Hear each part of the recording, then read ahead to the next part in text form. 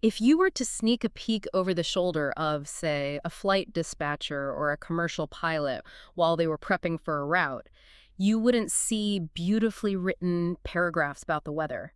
You would see something that looks like an aggressive text message from a broken keyboard. Oh, absolutely. It's just a wall of letters. Right. You'd see a string of letters like AIP updated, refer to AAC, check NOTAMs, verify ASDA. It looks like absolute alphabet soup to the rest of us. It really does. But miss a single letter in that block of text, or like misunderstand one cryptic abbreviation, and a multi-million-dollar aircraft might not even clear the end of the runway. So today we are translating the invisible life or death language of aviation. Yeah, we're looking at the exact professional training concepts that keep commercial flights from falling out of the sky. Exactly. I've got this massive stack of professional aviation training materials and operational documentation right here. We're going to use these sources to follow a flight from its legal creation on paper all the way to the runway, up into the sky, and, through the invisible networks that keep everything safe. Okay, let's unpack this. Well, the best place to start actually isn't in the cockpit. It's in a government office long before an aircraft is even permitted to exist on a runway. So the government has given you the legal right to fly. Because, you can't just buy a decommissioned 737, paint a cool logo on the tail, and start charging people for tickets. No, you can't. Physics doesn't really care about your business plan, right? There has to be an absolute legal foundation before a single engine turn. And what does that look like on paper? That foundation is called the ANO, or the Air Navigation Order. It's places like the UK. The ANO is the primary civil aviation legislation. And the U.S. has an equivalent known as the FRs. Right, the Federal Aviation Regulations. Exactly. The ANO is the bedrock. It gives absolute legal force to rules regarding aircraft registration, pilot licensing, and, the severe penalties for breaking those rules. So it's not just a suggestion. No, it is not a set of industry guidelines. It is the literal law of the air, debated and passed by legislators. But, reading a rule book doesn't give you a functioning airline. Anyone can just go online and read the ANO. There's a massive gap between knowing the law and being granted the actual permission to operate a commercial business that carries hundreds of human lives. Which brings us to the AOC. Right. The Air Operator Certificate. Without an AOC, you do not fly commercially, full stop. An AOC is the specific authorization granted by a national aviation authority to an operator. And it is incredibly restrictive. Like, how restrictive are we talking? Well, it dictates the exact aircraft types you're certified to fly, the specific geographic regions you can operate in, and the precise kind of operations you can conduct. You don't just, get a blanket permission to fly anywhere you want. And looking through these professional training materials, what really stands out is the sheer paranoia of the regulatory bodies. An AOC is not a diploma that you just frame, hang on the wall, and forget about. Oh, definitely not. If we connect this to the bigger picture, maintaining an AOC requires relentless, continuous compliance. Meaning they're always checking up on you. Constantly. Aviation authorities conduct intense, unannounced audits. They will walk into a maintenance hangar and demand to see, the last 10 years of torque wrench calibration records. Wow, 10 years. Yes. Or they'll pull a pilot's training file to ensure they practice the specific engine fire scenario in a simulator within the last 6 months. They audit crew rest hours to the minute. And if an airline falls short in any of these areas, that air operator certificate can be instantly suspended. So it's essentially like having a driver's license, but the DMV forces you to repass the road test every single day, and if your tire pressure is off by 2 psi, they just impound your car. That is exactly how it works. You are earning the right to exist every 24 hours. That sounds exhausting. That is the exact level of operational stress an airline lives under. Every dispatcher, every mechanic, and every pilot is hyper-aware that their daily actions are directly tethered to the survival of that AOC. Okay, so the airline legally exists. We've passed the audits. Now we move our journey to the physical starting point, which is the airport itself.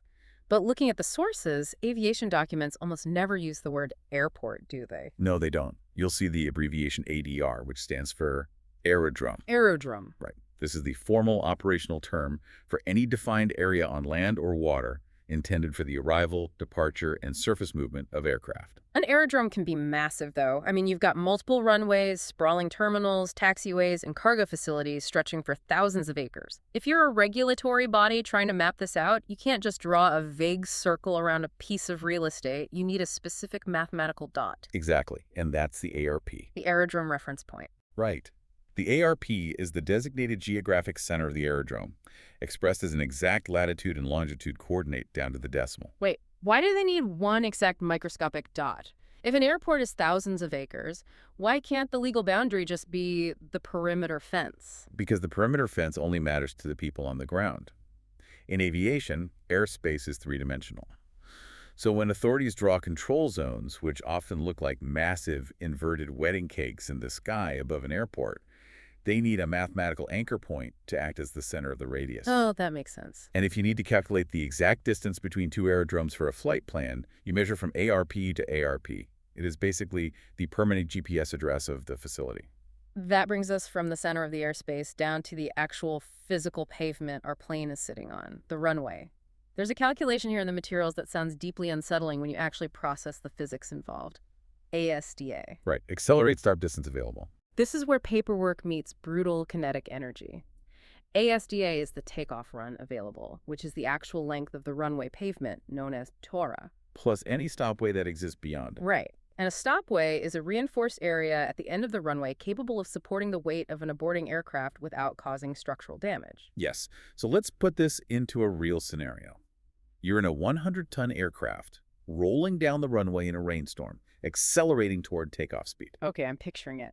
As you accelerate, the pilots are watching their speed indicators for a highly specific number called V1. The abbreviation is V1, but the pronunciation rules in aviation are rigid to eliminate ambiguity. You will never hear a pilot say letter V, number 1. It is always spoken as V1. Just like the regulatory body ICAO is always pronounced IKO. Exactly. If you mispronounce these terms on a radio, you instantly inject confusion into a high-stakes environment. So we are accelerating toward V1. What actually happens at that exact speed? V1 is the critical engine failure recognition speed.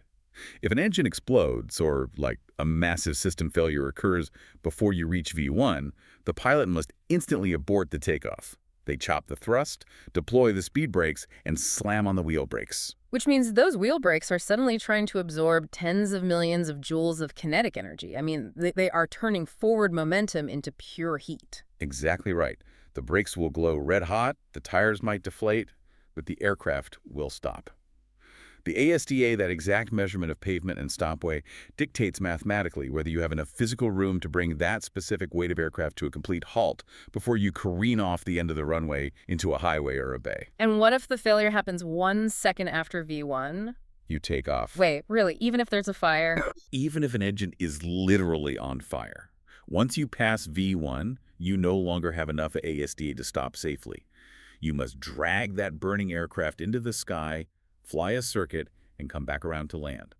The decision at V1 is entirely binary, and it relies completely on the precise calculation of your ASDA before you ever release the parking brake.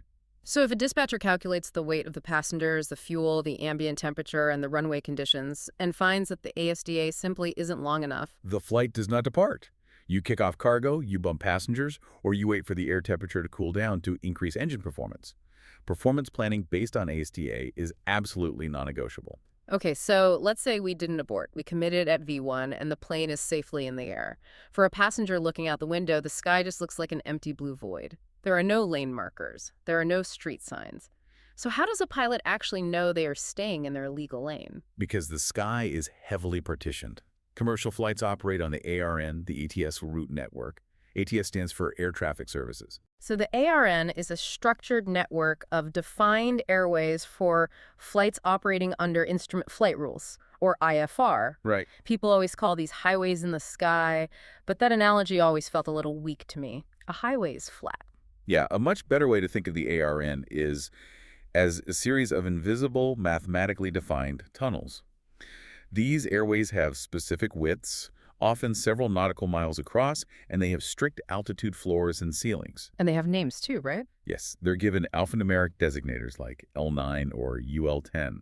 You aren't just pointing the nose of the plane toward your destination.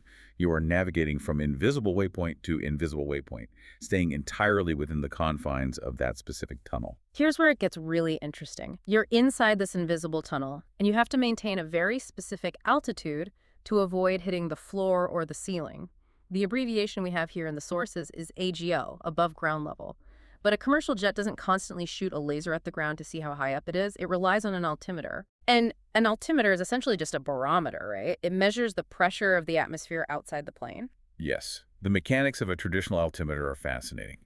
Inside the instrument is a sealed, flexible metal chamber called an aneroid capsule. Okay. As an aircraft climbs, the air outside gets thinner. The atmospheric pressure drops. Because the pressure outside the capsule is lower, the capsule actually physically expands. That expansion is connected to a series of tiny gears that physically move the needles on the pilot's dashboard to indicate a climb. But the atmosphere is a chaotic fluid. Weather fronts move in.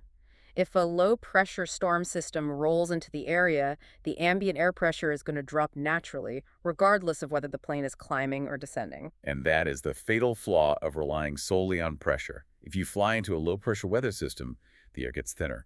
Your altimeter's capsule expands. The needle sweeps upward, telling you that you have climbed. But you haven't climbed at all. The weather just changed around you. So you might look at your gauge, think you are safely at 5,000 feet, push the nose down to correct your altitude, and fly directly into the side of a mountain because you were actually much lower. Which brings us to the ASR, the altimeter setting region. An ASR is a defined geographic area where a specific, localized atmospheric pressure setting applies. To prevent flying into a mountain, pilots must physically input a reference pressure into their altimeter to correct for the local weather. And looking here, that baseline reference pressure abbreviation is QNH. Right.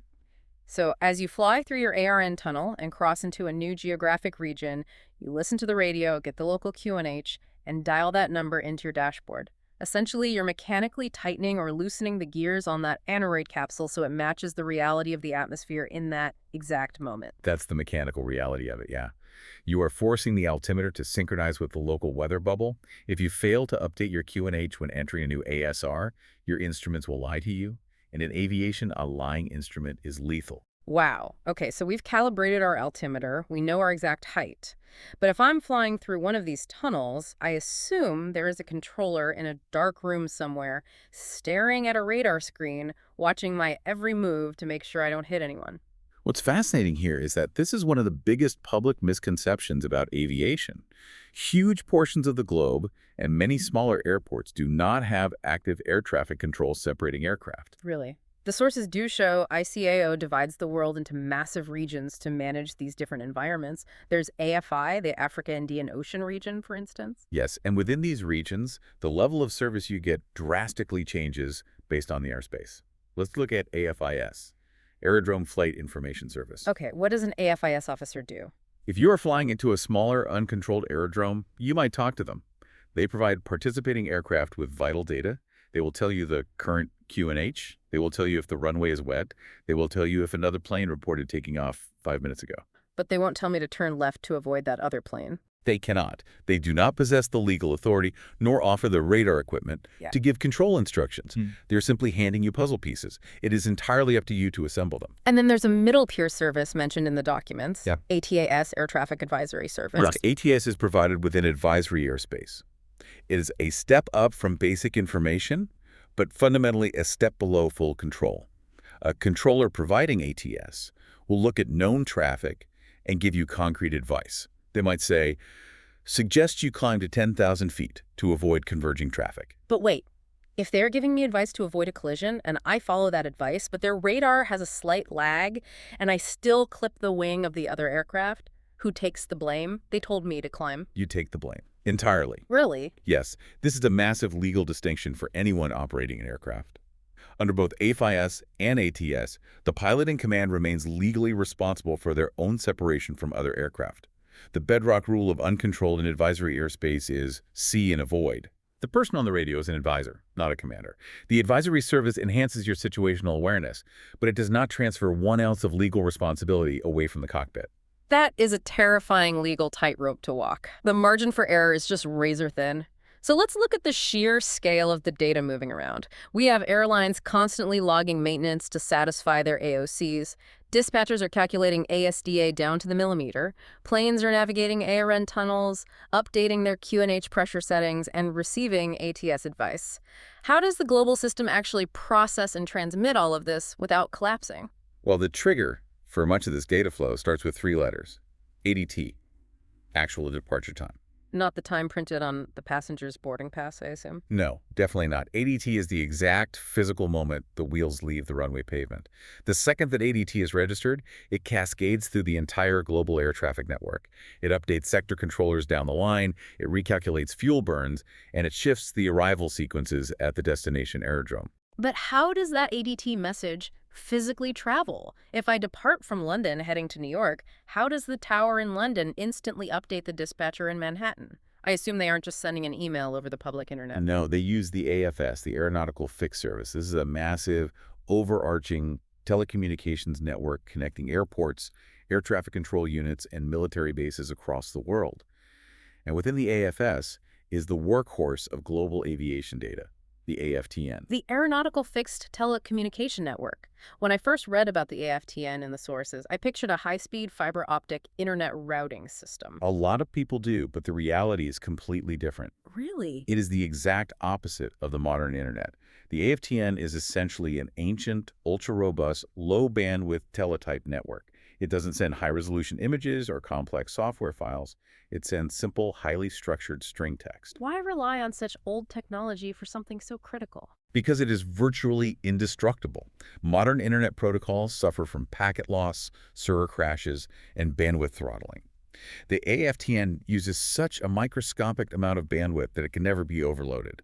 It is a closed, secure loop. So it's foolproof. Pretty much. Yeah. This is the network used to file flight plans, transmit ADTs, and send out NOTAMs notices to airmen, always pronounced NOH-TAMs.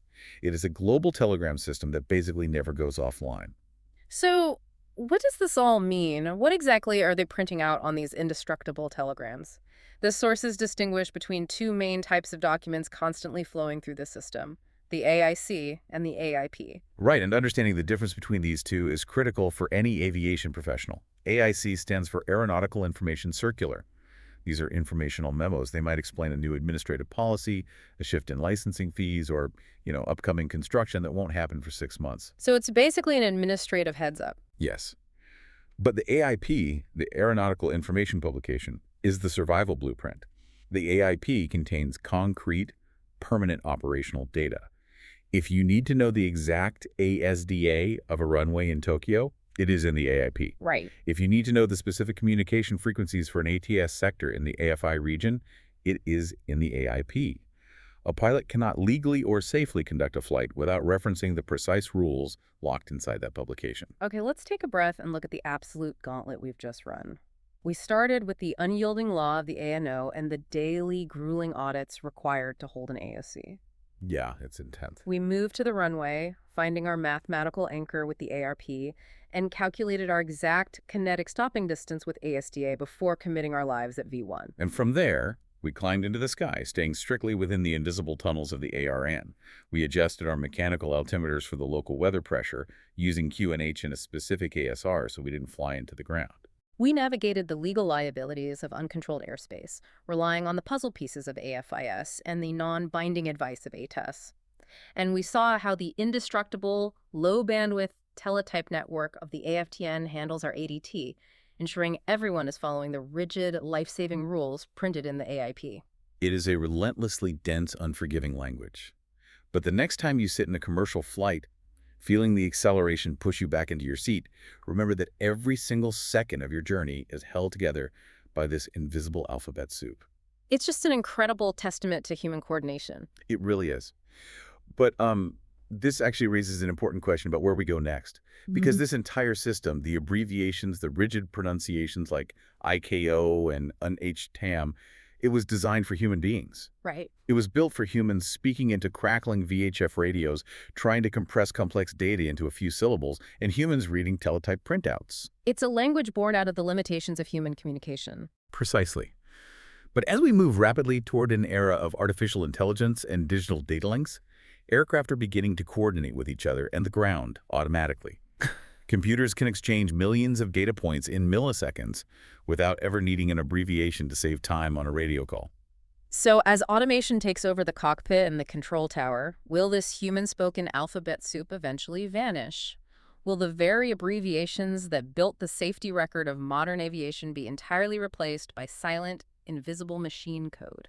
A sky full of planes moving in perfect automated silence. It's Aw, crazy to think about. leaving all these acronyms behind as relics of the past. That is definitely something to think about next time you look out a terminal window. Thank you for joining us on this deep dive. Keep questioning the invisible systems around you, and we'll catch you on the next one.